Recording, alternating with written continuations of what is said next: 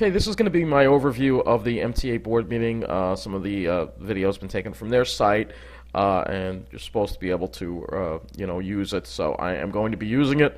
It's a public meeting, and you're going to first start off with my speech, and then some of the things they spoke about, which it seems like they're living in another world. Some of the things coming out of their mouth, and I think it's pretty outrageous. So without further ado. All right, if everybody could take their seat, we can get started.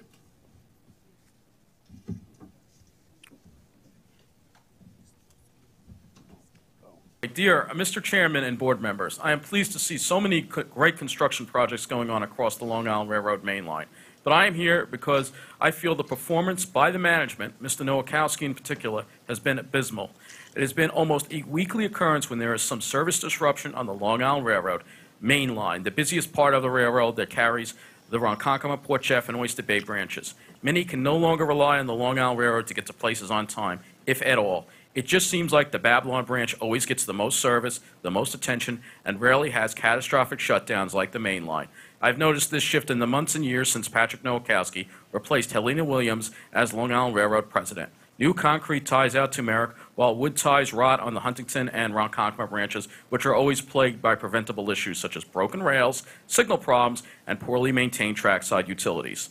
And while things happen that are out of the railroad's control, it is how they are handled that make matters so much worse. When service is shut down for hours, why are there no buses provided? Consider all the hundreds of dollars every year many Long Islanders send to the MTA, and how ridiculous it is that the MTA cannot send some of the thousands of buses it owns to help us out. And now, when there's planned work, you have the goal to put riders on school buses, which are not meant to transport adults.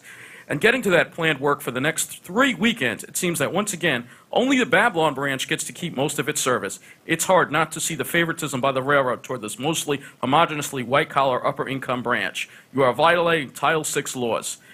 And I live in Mineola, which is one of the busiest stations on the railroad, yet we are treated poorly in this service change. Our service is cut in half, and no one seems to have the logic to have Ronkonkoma trains stop at Mineola when Huntington service is reduced to hourly. I do not want to ramble on. You need to do right by all Long Island Railroad riders and replace Mr. Nowakowski with someone who will look out for every part of the railroad, not just the Babylon branch. And I have photos printed, if you want to see them, of some of the poor conditions on the main line. Thank you very much. You can give it to the gentleman. We will take a look. Thank you very much. Any other public comments? That concludes our list of registered speakers, Mr. Chairman. Thank you very much. And they never really took a look, so we're just floating past this discussion with the M9s, and then let Nowakowski talk. Some of the bullshit that's coming out of his mouth. It's a list that we are currently working on, but we are certainly endeavoring to constantly add to that list and make whatever changes are discovered needing to be done throughout the system. Again, our goals are very much along the lines of, one, what can we do to prevent some of these incidents that have occurred? We've talked a lot about the impact that weather has on our operations, and as I said, it's our goal and our responsibility, and what we're endeavoring to do is to harden the system against the impact that these types of events have caused us. In addition to that, we've talked a bit about quicker response. That is, how can we more quickly respond and restore service when these events occur? And finally, on the communication, what can we do to better communicate with our customers, both at 3 locations, really. One is when they are on board our trains, 2, when they're in our stations, and 3, when they are in neither of those places, but in their place of business or at their home or whatever. How can we get out alerts to people when things occur in the system? So we're targeting all of those areas with what we've shared with you. And as we've talked about in the past, you know, some of those goals, particularly on the communication side, will involve us trying to get better information ourselves as concerning the performance of individual trains, but also trying to share what information we have directly with our customers, and that's a big part of the goal that we put out there. This guy's been president for many, many years, and I mean, it's outrageous that he seems to think, oh, we're going to fix it now, we're going to fix it now. This man is never going to fix it. I think it's pretty evident that all he cares about is the Babylon branch, and he doesn't even defend the fact that I accused him of only caring about the Babylon branch. He doesn't even defend it. He doesn't even defend it. So he's going to talk more about some preventative measures with certain things that occurred, but it's just all bullshit. In terms of addressing response time and stuff like that, we are adding additional crews as part of this plan. The goal is that they will be able to respond more quickly when an incident occurs, and that we can more quickly restore service because of having additional resources staged at the right places, staged at the right time. We had an incident a couple Fridays ago where we had 2 incidents that occurred at 2 different places, and one of them was a car on the tracks at Mineola, and we were able to respond more quickly because we had a crew right there able to respond, and it was a crew that would not have been there if we had not made those changes. So we are trying to do that. Exactly what locations they're needed is not always known, and traveling at rush hour is not the easiest thing to do on the island, but we're trying to pick the most critical spots and have people available to respond to those locations. In terms of hardening, we've put a number of items on there. As you know, one of the things that has gotten us so far this month has been poles down. We've been working very closely with PSE&G, and we are making progress with them on trying to harden the system. And a lot of what they have, and you may have seen it in the pictures, are transmission lines that they utilize the railroad right-of-way to occupy with transmission lines that feed the entire island with power. And when one of those poles goes, it's a very large pole for one, but it's high tension lines that are carrying a great deal of current, and we need them to respond, and we have been working very closely with them. It's been a cooperative relationship, and they are working with us to address them. In terms of communications, one, I'm hoping that people are starting to notice some improvements, some changes in terms of our communications. We have been very aggressive in terms of reaching out and communicating with people, both making sure on-board announcements are done, dealing at our station areas with what is happening and what's planned and what the impact is and how long we expect delays to last and those types of things. And we want to very much hear more from our customers. It was good we got some feedback today from a customer.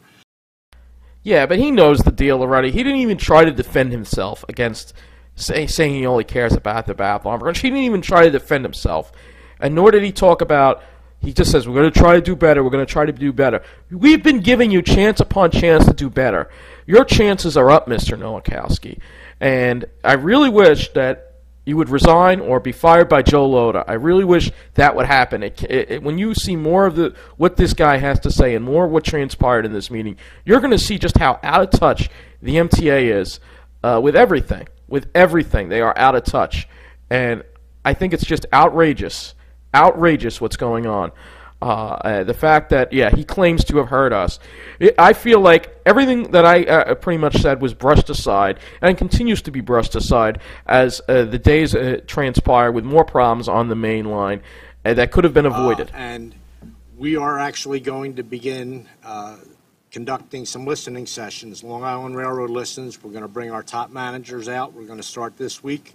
We're going to hold a series of 6 events over the next few weeks. Where we get, particularly at Penn Station, Atlantic Terminal, some of the big locations, Jamaica, where our customers tend to be. We're going to have our managers there trying to answer questions, get feedback, get information. Get better understanding of what issues they see on the railroad. Obviously, we see a bunch of stuff, but they have many more eyes out there, and we want to get their eyes on what we're doing and get their feedback and their information. Now, let's face it, you only care about the opinion of these people here on the Babylon branch. You don't care about our opinion, all right? You may say you do, but your actions, well, they speak otherwise. It's pretty evident. The good thing is he did wind up getting some criticism from Scott Reckler. There was some criticism. Not enough, but something. Scott? Yeah, Pat, I'm disappointed in this plan. I expected to come in and see a much more well thought out, well communicated plan. You have a lot of things in this paper, but it's hard for me to be able to even say what these are. I mean, this is, perception is a reality, and unfortunately our reality is really bad right now. We're at a historically poor performance for the Long Island Railroad, and if we can't communicate a well thought out, well communicated, easy to understand plan to our customers, they're not going to believe we're doing anything. So you may have a lot of good ideas here, but we need to take a step back and package it in a way that clearly highlights, what are we going to do? What are the three major categories? You mentioned them. You said hardening, response time, communication. What goes underneath of each of those? What's the timeline that we're going to go out and get things done? What are the expectations that our customers should ultimately have, and really display a sense of urgency? When I run a company, if I see someone come in with a list like this, that's not a plan. That's a list. That's a to-do list. You have to. We need a well thought out plan that can be easily communicated, that reflects the type of sense of urgency that this performance deserves. Okay. The plan that's in front of you is broken down, the activities for each of those three categories that I talked about. And there's always a certain amount of overlap that goes with those, but they're broken down specifically. Each of those activities that are identified, we will report to this board every month on the progress. We will establish timelines, schedules for each and every item that's on that list. But measurement of completion of activities is more than just, how many, we said we're going to install 10 widgets and we did it.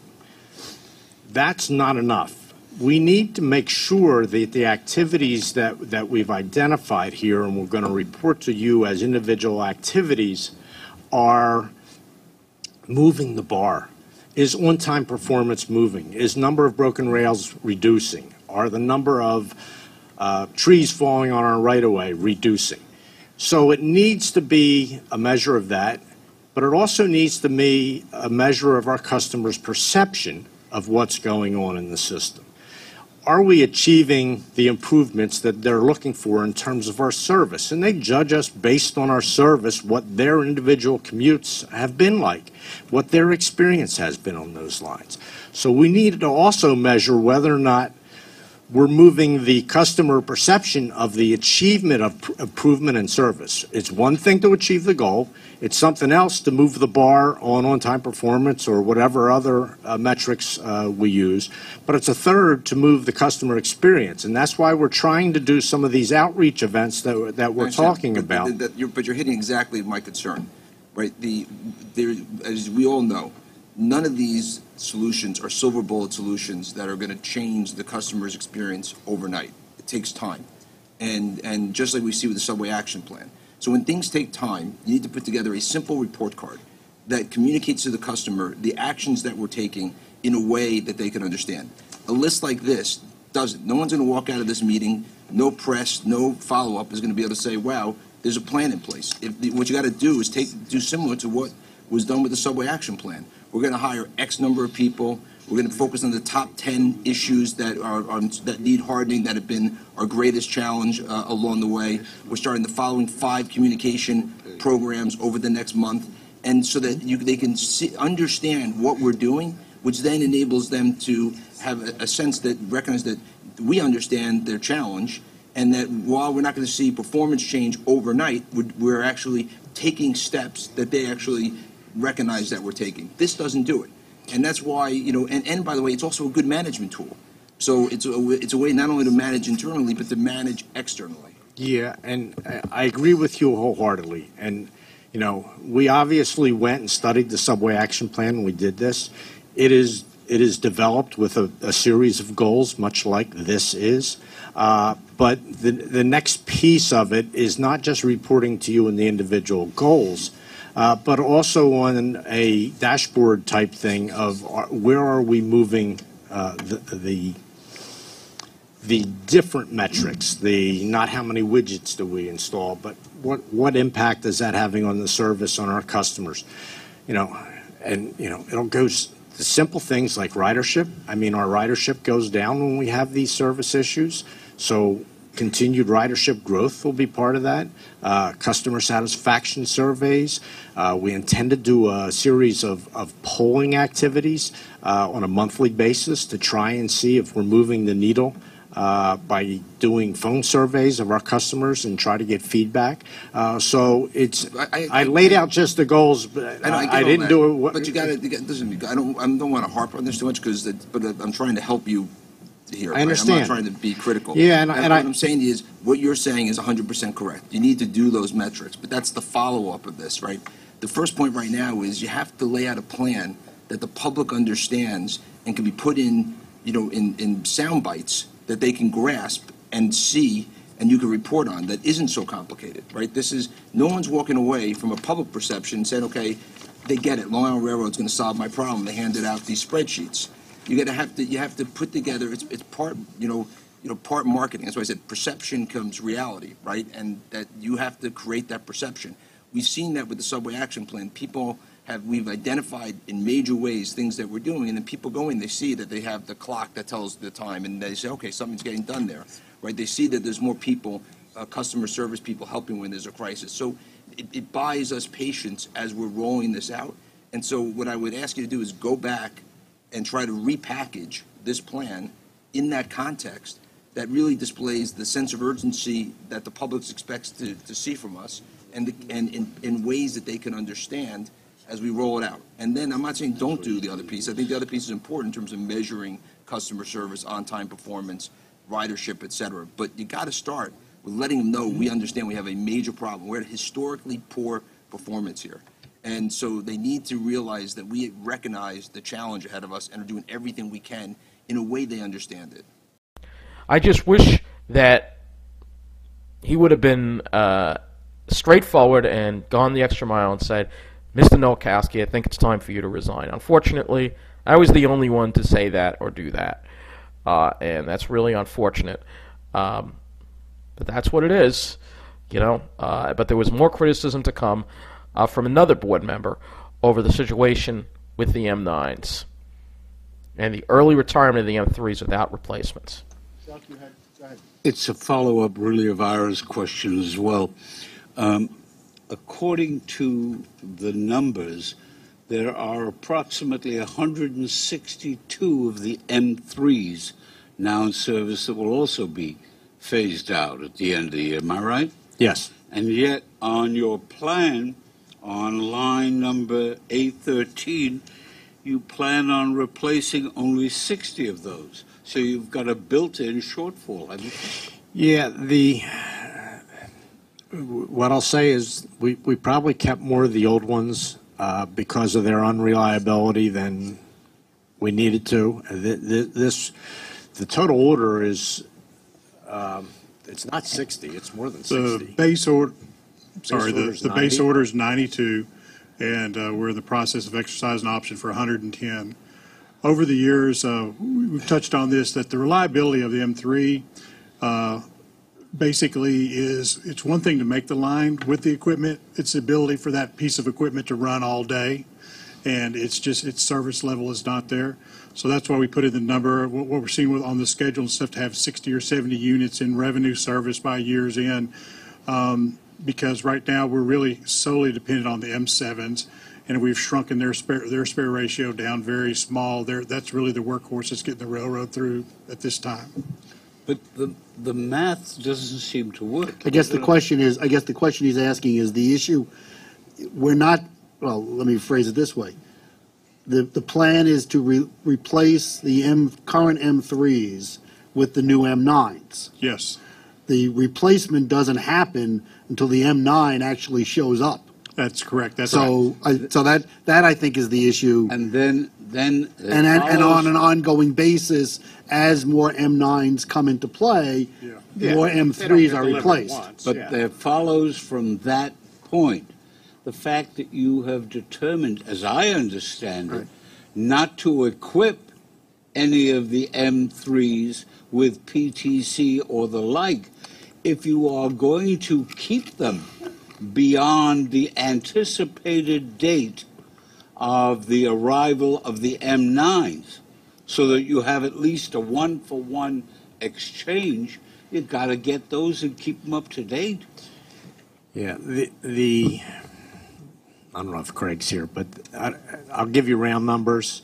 We probably run about 70 M3s on a given day out of the 160, if your number's right, that we own. That said, we expect by the end of the year to have probably close to the 90 number delivered. So we will be able to replace all those that we run on a daily basis. And as Dave said, we have an option that we're exercising to supply more cars as well. Let me make a suggestion to you. If it is not cost prohibitive, take a small number of the M3s that are in good shape and get them up to date so they can be there, because otherwise you cannot validly make, in my view, the argument, I don't have enough equipment. We can look at it. Obviously, M3s have been made PTC equipped for Metro North, so the design is out there. But at this point in time, we do not believe we need to go down that road because we believe we're going to have enough of the M9s delivered. All I'm trying to say to you is, if you don't do it, you foreclose yourself from the argument, I don't have enough equipment. That's all I'm saying. Understood. And this guy was right on point. We're going to have more equipment shortages because Nowakowski is cutting back the amount of the spare fleet that we have. All right? And, of course, guess who's going to suffer with that? Us on the main line, of course. If our trains aren't crowded enough, no, they'll be even more crowded and even more short because of Mr. Nowakowski's complete incompetence and disregard for the proper way of running a railroad. This guy is the worst, most clueless, most biased Long Island Railroad president. He has some chutzpah. Another important point to point out is Hicksville, and Hicksville has just tremendous potential. It is the #1 line station on our system. We have the most customers at Hicksville, and being at the east end of the third track corridor, we know that 40% of our customers, even if they're not getting on at Hicksville, they're traveling through Hicksville. And prior to this renovation, it looked very tired, very utilitarian, and now it's vibrant, it's bright, it's got great signage, it's got nice customer amenities for our customers to enjoy, as well as those traveling through say, hey, something's really happening here at Hicksville. What planet is this woman on? It does look utilitarian. There's nowhere to sit. What amenities? There's not even seating. They don't even clear the platforms of snow. What amenities? What planet is this woman on? Hicksville looks terrible. They're doing a cheap, shoddy job on it. She doesn't seem to get it. What planet is she? She probably lives along the Babylon branch. I bet she does. I bet she does. Hicksville looks terrible. There are no amenities here. There's nowhere even to sit. It is absolutely despicable considering this is the busiest station and there are cracks on the platform. This looks terrible. It looks terrible. What planet is this woman living on? What planet is she living on? It's just more proof of how out of touch the whole MTA board is with the reality of what many Long Island Railroad riders are dealing with.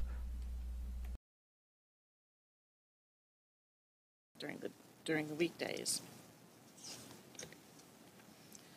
I would just end with Mineola because we've seen such a profound change over the years in Mineola. Mineola really led the way for the acceptability of denser housing in the downtown, all around our train station. It's really wonderful to see. It's beautiful, beautiful buildings, nice living arrangements.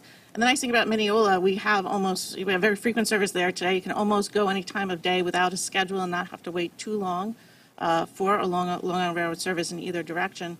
We also have the Mineola Intermodal Center right there at the Mineola station, making a transfer to bus service throughout Nassau County very convenient. So it becomes a nice link. If you live in the city, you have a job at Roosevelt Field, you can make that link very successfully and utilize it. It really is a model for multimodal service for our customers, and it's very well received. Oh yeah, we've seen how well you treat Mineola. We got a platform that's falling apart. She says how this is our major station, that you don't have to wait very long for a train. Well, with the track work going on, Miss, we have only once-an-hour service now for the next couple of weekends. And we got bad news with that coming up, too, by the way. It's going to continue for longer, the Harold signal cutover. But this is despicable. I understand this is going to be renovated with the third track project. But when you take a look at how Hicksville looks, you get an idea of how the rest of the main line is going to look, even after they're done with this project. It still will be inferior to the Babylon branch, because that's where the preferential treatment are. Mineola, a key station, a key part of the railroad. We have rotting wooden ties at Mineola that need to be replaced. All right? This is more proof that the MTA treats the main line like crap. This is a crime. This is a violation of Title VI. And we were not heard. We were not heard. We talked a little bit about the double track project, and that project, as we heard earlier, is not without some pain, because there's has to be some service impacts as we build it out. But we are building it out at a rapid rate. We expect to finish that project this year as well, and that is a long time coming since electrification opened in '87. So we are happy that that piece of the puzzle is being filled in, and that will certainly be a great help as the third track gets filled in as well. So we really are on a good trajectory, I would say, having a double track completed, a third track underway. East Side Access is going great guns. So we are at the beginning of a transformation. That may be part of what frustrates a lot of our customers and ourselves, but it's the solutions are not far off in the future. They are now. They are being constructed. They are being there's contracts in place for them. So I think that is a great positive. Yeah, some pain, as in the cheese buses being used on the bustitution for some pain that was completely unnecessary, because you could have sent MTA buses out, but nobody addressed that either. Nobody did. Some pain. I love the way these people are. They're in a complete alternate reality from the world we are living in, and it just absolutely just pisses me off beyond belief. We are struggling with the news that the signaling experts at Long Island Railroad have come to the conclusion at sort of a late date that additional weekends are needed to test, to perform the full regimen of FRA testing for the so-called CIL cutover. This is the process of switching over from our old-fashioned signal system, our outdated relay system, to the microprocessor system. And when it's done, and it apparently is going to take some more weekends to test than the 6 we had been planning for a long time, but when it's done, it will benefit every Long Island Railroad train that comes through Harold. And this is an important point, that some of these major improvements that are coming online, and we hope and expect that they will benefit the ridership and service right away. So there you go. Those are the highlights to the meeting. And as you see at the end there, we have bad news with the Harold. It's very complicated with the signal cutover over there. It's going to take even more weekends, and that means more reduced service on the main line, more only hourly service at Mineola, because the railroad does not want to have the Ronkonkoma trains stop here to compensate for the loss of the Huntington trains. Once again, the main line has to deal with all the pain, while the little Babylon branch, they don't have to deal with any of that. The amount of favoritism going on here is just so blatant, and they don't even try to hide it. They don't even try to hide the amount of favoritism going on. It's crazy. It's crazy. And this, I think, when I saw what happened at this meeting, it became painfully clear that most, maybe not all, there were 2 people that did speak up, but most of the MTA board and this committee is definitely getting kickbacks from Wall Street. And the very well politically connected people there on those 90+% lily white towns along the Babylon branch, they get their special treatment, while we wind up getting this kind of neglect, these kind of service disruptions. and nobody seems to have an answer or an explanation. It's like they completely blew me off. And I think it's just an outrage what happened. But at least I know I went there and I spoke up about it. I don't know if I'm going to go to future board meetings. I very well may start making this a habit, because I just cannot believe the neglect going on and the outright. They wouldn't even this past disruption the other night with the car on the tracks. They didn't even the service was down for 7 hours. They didn't send buses for anyone. They canceled trains at Maryland Avenue, forced people off the train and told them, take a taxi. I'm not kidding you, man. I am not kidding you. This is the way the MTA treats the main line. Heads need to roll, and unfortunately, Governor Cuomo has been completely absent. And let me tell you something. Governor Cuomo lives in Westchester, so if you wonder why Metro North gets better treatment, well, that's why. He lives in Westchester County, and that is why they get better treatment while we get treated like crap. Westchester gets treated well, and we get treated like crap, except for the little Babylon branch where all the Lily Whites live that work in the finance and the banks. They get their good service. They get their nice stations. MTA, you are violating the law. So many laws, and so many of you need to face the music and face justice, not just Mr. Nowakowski, but Mitch Pally too. He sits there and does nothing about it. He needs to face the music too, and so many other people there at the MTA board. There are people getting kickbacks, probably not just from Wall Street, but these taxi companies as well, and Uber, all right, and Uber and Lyft. All these taxi companies, Uber and Lyft are taxis, all right. They're supposed to provide buses, but they have left us high and dry time and time again. And it is clear that they are living in an alternate reality, or living along the Babylon branch. To them, only the Babylon branch counts. But after what I saw have transpired at that meeting, it makes me more determined than ever that we need to make change in Albany, get rid of Cuomo, clean out the MTA, and put people in there that know how to run a railroad properly and run service properly and fairly for everybody, not just the rich people on the Babylon branch. That's it.